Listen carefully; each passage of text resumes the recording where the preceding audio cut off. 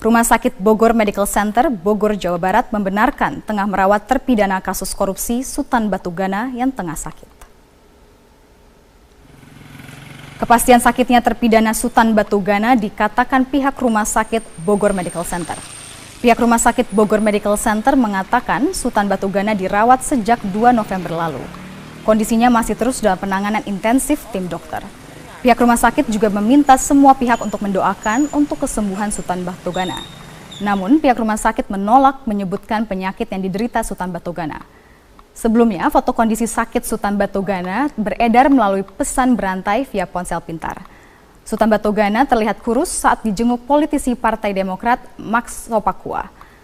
Sutan Batugana yang merupakan mantan anggota DPR dari fraksi Demokrat divonis 12 tahun penjara karena terbukti terlibat suap terkait pembahasan APBNP Kementerian SDM tahun 2013. Bahwa pasien atas nama Bapak Sutan Batugana benar sedang menjalani perawatan di Rumah Sakit Bogor Medical Center dan terhitung sejak tanggal 2 November 2016. Bersama ini kami juga mengucapkan terima kasih pada teman-teman wartawan dan mohon doanya untuk kesembuhan Bapak Sutan Batugana. Pemirsa, Sutan Batugana angkat bicara seputar nama putra mantan Presiden SBY Edi Baskoro Yudhoyono yang disebut-sebut dalam persidangan kasusnya.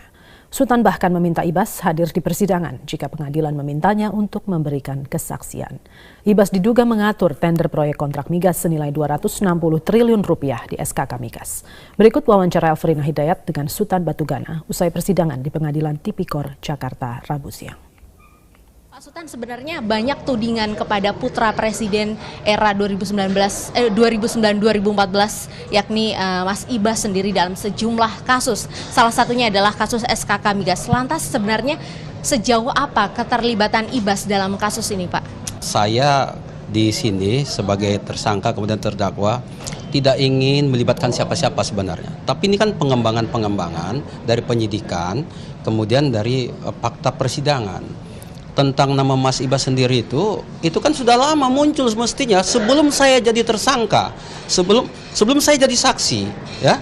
Itu sudah saya sampaikan bahwa ada indikasi teman-teman Ibas ini yang membawa nama Ibas mau merekayasa proyek, orang yang kalah dimenangkan, yang menang dikalahkan. Dan ternyata Pak Rudi mengatakan di persidangan kemarin setelah saya tanya bahwa di situ ada teman-temannya Ibas, dia merasa tertekan. Dan ternyata nggak ditandatangani kontrak itu, ya patut diduga ya gara-gara itu. Nah itu yang kita gagalkan dan saya dirayu supaya tidak ikut ribut-ribut masalah ini, biarkan saja yang menang yang nomor 2. Di sana ada selisihnya sekitar 400 juta US dollar, itu bisa dibagi-bagi. Saya di Crown, mereka janjikan memberi kepada saya buka rekening di Singapura 5 juta US dollar. Itu 50 miliar. Di Bima Sena ditambah lagi 5 juta lagi. Jadi 10 juta, 100 miliar. Itu mereka tawarkan. Pak Sultan sendiri berharap nggak Ibas dipanggil di Pengadilan Tipikor untuk bersaksi? Kalau saya sih tidak mau libatkan siapa-siapa. Tapi kalau faktanya memang hakim atau semuanya persidangannya menginginkan untuk nama baik Mas Ibas sendiri, klarifikasi saja, nggak ada masalah. Kalau memang nggak ada apa-apa kan nggak ada apa-apa. Kalau harapan Pak Sultan? Daripada jadi rumor, daripada make Ruhut, make beberapa orang Demokrat nyerang saya, nggak ada manfaatnya. Kan nggak ada manfaatnya. Berarti diharapkan Ibas untuk bersaksi di Tipikor ya Pak ya? Saya nggak tahu lah, terserah persidangan saja. Oke, terima kasih Pak Sultan. Mahkamah Agung memperberat hukuman mantan politikus Partai Demokrat Sutan Batugana. Hukuman Sutan diperberat dari 10 tahun penjara menjadi 12 tahun penjara.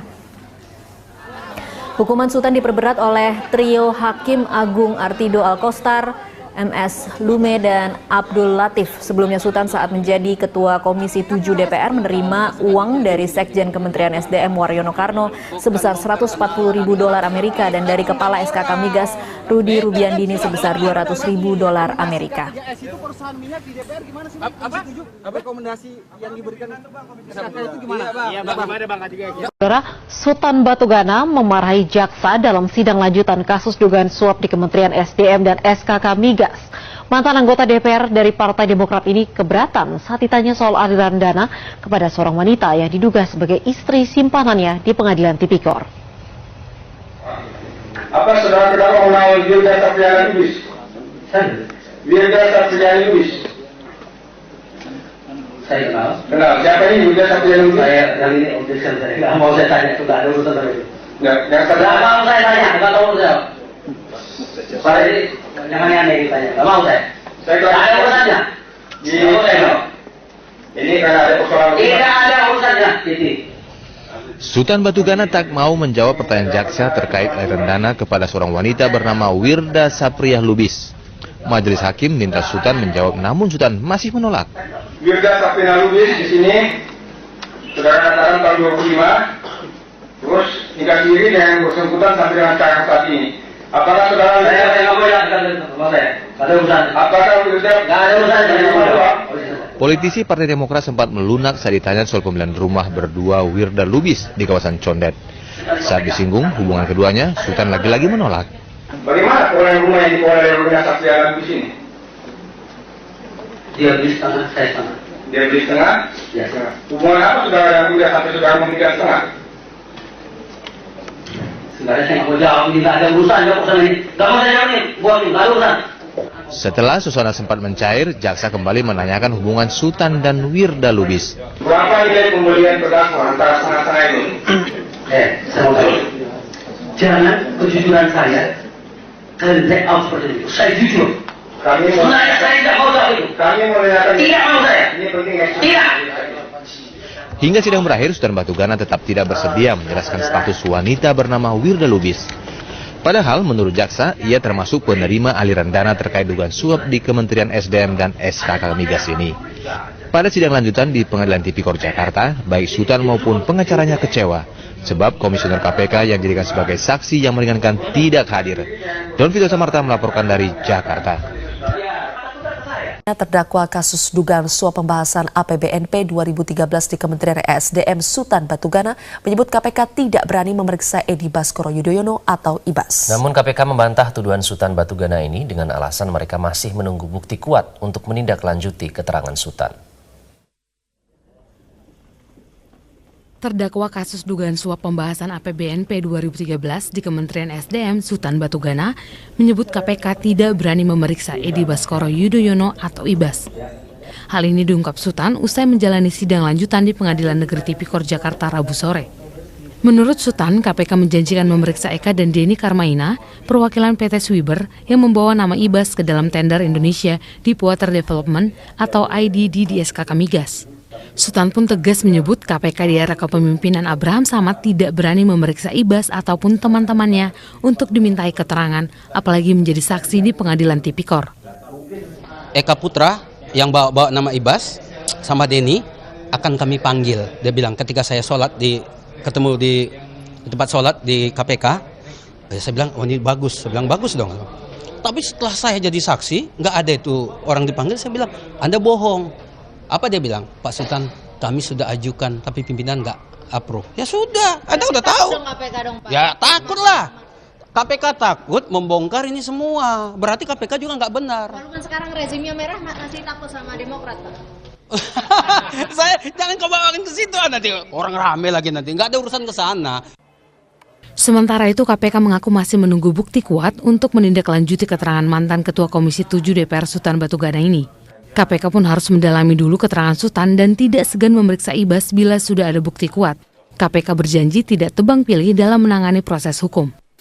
Nah, apakah penyebutan nama dari keterangan itu konteksnya apa gitu di dalam kaitan dengan kasusnya Pak Sultan? Yang kedua, apakah keterangan tersebut itu juga didukung oleh bukti-bukti yang lain gitu, yang kemudian bisa disimpulkan bahwa keterangan itu benar adanya gitu. Nah, kalau dalam proses itu kemudian ada kesimpulan itu, apakah itu oleh hakim atau oleh fakta-fakta persidangan yang lain, bisa aja KPK mengembangkan perkaranya gitu. Jika punya dua alat bukti, KPK tidak akan takut atau tidak akan segan memeriksa IBAS? Oh iya, siapapun menurut saya. Oh enggak, siapapun, dan tidak ada barrier apapun menurut saya KPK. Tapi kan bukan soal berani atau tidak berani memeriksa seseorang kan. Ukuran penegakan hukum itu apakah seseorang itu memang ada bukti kuat. Dalam persidangan sebelumnya, Sutan Batugana menyebut Ibas menekan mantan Kepala SKK Migas Rudi Rubiandini untuk membatalkan kemenangan PT Timas dalam proyek pembangunan anjungan lepas pantai Chevron di Selat Makassar. Namun hingga saat ini, Ibas belum juga dipanggil KPK. Tim Liputan Metro TV.